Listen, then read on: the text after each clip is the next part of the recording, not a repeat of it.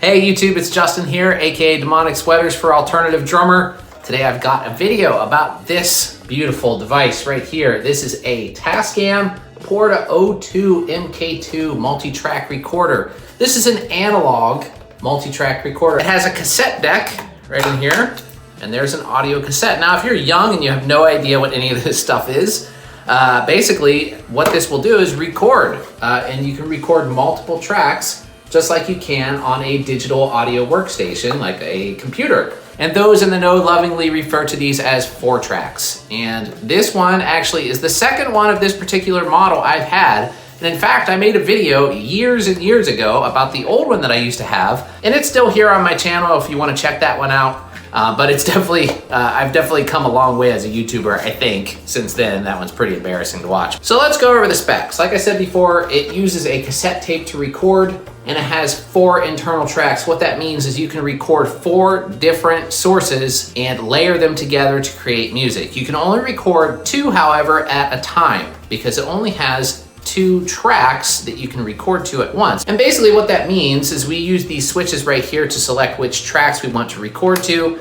and we can either do 1 or 2 or 3 or 4 or 1 and 4 and 2 and 3 if we want to. As far as inputs go, we have 2 1/4-inch inputs for microphones or line level devices, as well as a guitar input right here on the back, which actually I guess it's a different impedance, so it allows you to plug a guitar into there. Though technically you could plug a guitar into any of these inputs in here.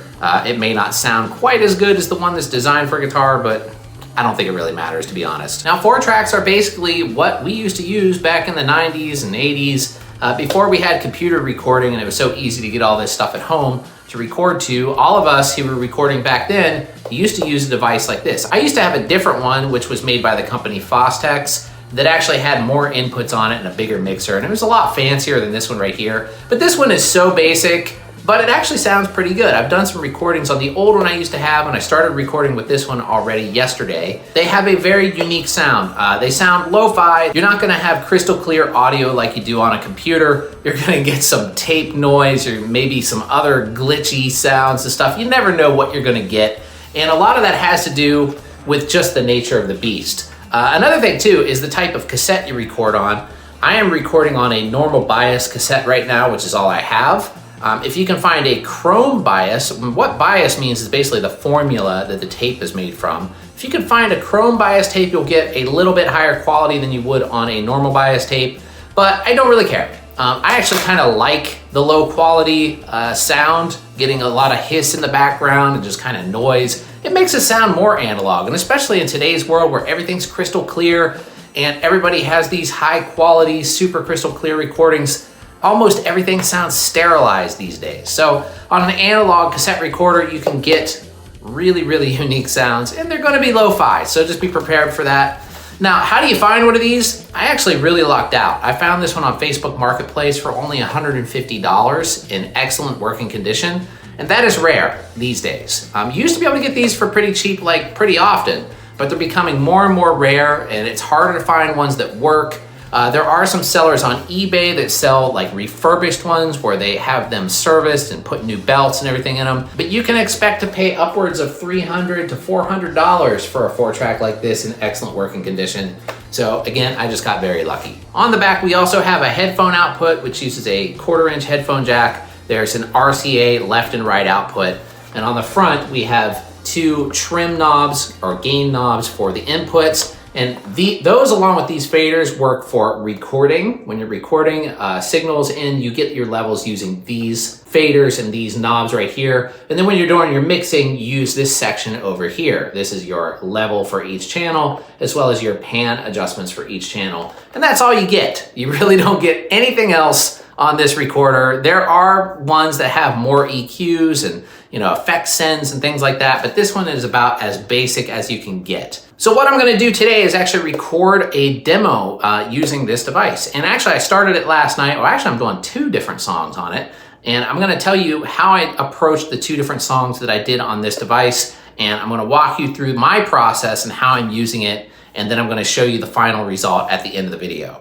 So for the first song that I'm doing, I'm only doing 4 tracks. I'm keeping it as basic as I can. And the way that I started it is I actually recorded a click track to channel 1 And then I recorded 2 guitar tracks on channels 2 and 3. And what I'm gonna do today is go to my studio and I'm gonna record live drums on channel 4 using a single microphone or maybe 2 microphones.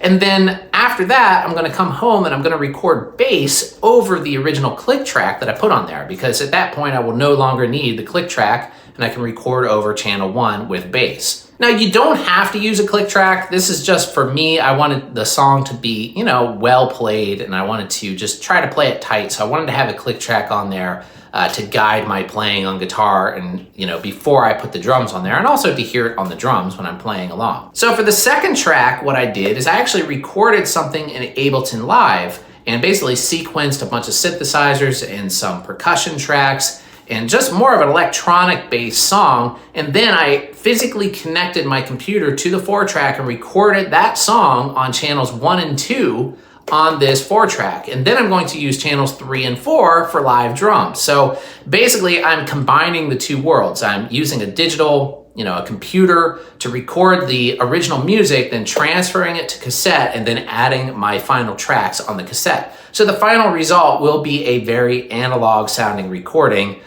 using this method. All right, first I want to show you guys how I recorded the Metronome track. And to do that, I just used my phone using a adapter here and running out into the input number 1 on the 4-track and just recorded about 5 minutes of Metronome before I did anything else. And then I recorded the guitars on 2 and 3, and then the drums, I'm gonna go to the studio and do those. And then when I get back, I'll do bass on track 1 and record over the Metronome. All right, I got everything all set up. And let me just give you the walkthrough here. I've got 2 microphones that I'm using. This navy ribbon mic that I've had for a long time. And actually, I was gonna use 2 of those, but apparently this one no longer seems to be working. I plugged it in, tried multiple cables, and I got no signal, which kind of sucks. I really like those mics, but I don't know, maybe it's just a wire or something. I'll look at it later, take it apart. So for over here, this is sort of an overhead. It's kind of like a behind my, left shoulder overhead thing. And I've used this position before, mostly because I didn't have a boom stand. I started doing that. But now I have a boom stand, but then when I went back and I listened to those old recordings recorded this way, I actually really liked how it sounded. So kind of stick with that position over there. Over here is the 4-track. Yeah, let me switch out a wide angle here. And I just have the 2 mics plugged. Now, I'm actually not sure if this will work. I think, but I've never actually tried it on this particular model. But I have 2 mics plugged in, and I'm going to record just on channel 4 right there for the first song. The second song, I'm going to do stereo drums. I can do on 3 and 4. But the first one, I'm going to see how this works. But anyway, so now I'm just going to practice the songs and then try to record them.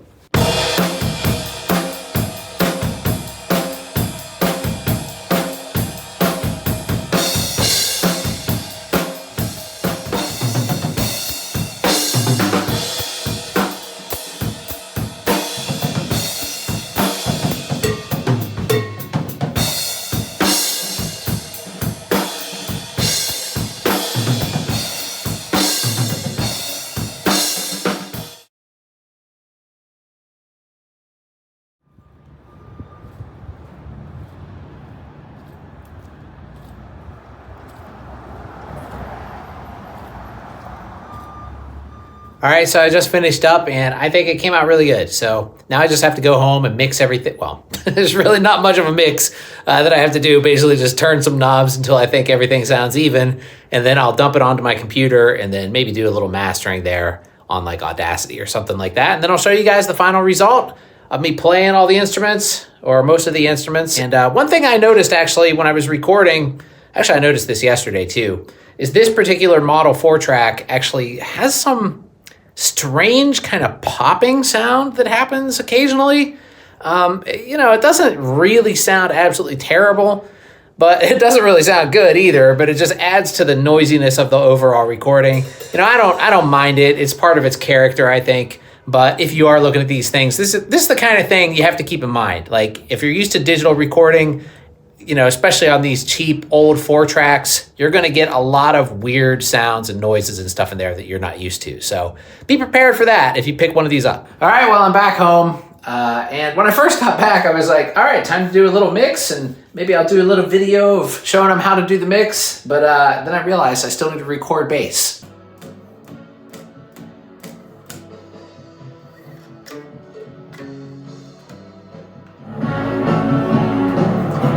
right, so now into the mixing process. I finished up the bass, and basically, you know, like I said before, mixing is really, all you're adjusting is levels and panning. That's all you get, and that's all you can adjust. But, you know, you still have to do it. And my drums were kind of lower than the rest of the stuff, so you can see that they're turned up pretty loud. Overall, I think it actually sounds really good. You guys will see it in a minute, but I wanted to show you how I have it hooked up. In case you got one of these and you wanted to know, I'm using the RCA out from the 4-track. That's going over here into my audio, sorry for the mess, into my audio interface. Just channels left and right, and I'm just simply going into Audacity to record it. Just because it's the easiest, you know, and it should work, you know, fairly well. And I think this is pretty much ready to go. So I'm just going to rewind it to the beginning. And these faders do nothing in the mix. They're only used for recording. So like I said, all the mix is over here. But let me go ahead and press record on Audacity, and then come back over here and press play.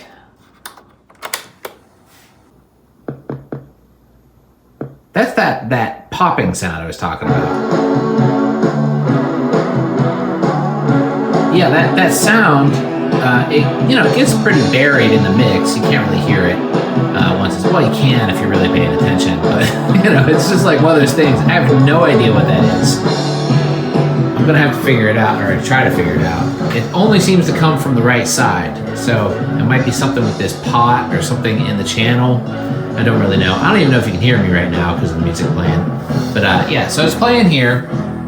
You can see the levels left and right here. And it's recording into Audacity, as you can see right there. And then I'll do a little touching up in Audacity, probably just to, master it, maximize it a bit. But anyway, I don't want to spoil the song before showing you the full version.